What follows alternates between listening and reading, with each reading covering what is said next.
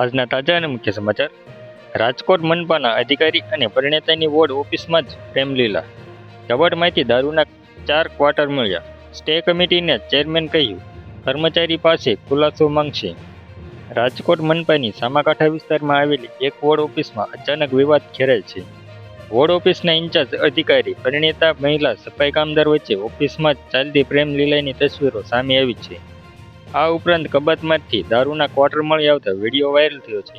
આ સમગ્ર મામલે કામદાર યુનિયનને કડક પગલાં લેવાની માંગ કરી છે. તેમજ સ્ટેન્ડિંગ કમિટીના ચેરમેન પરેશ પીપળિયાએ પણ ત્વરિત પગલાં લેવાની ખાતરી આપી છે. વધુમાં જણાવ્યું કે માત્ર અશ્લીલતાનો વિષય નથી, પરંતુ મનપાના બોગસ મેડિકલ સર્ટિફિકેટનું મોટું કૌભાંડ પણ ચાલી રહ્યું છે, જેમાં ડમી નામો ઊભા કરીને કૌભાંડ આચરવામાં આવે છે.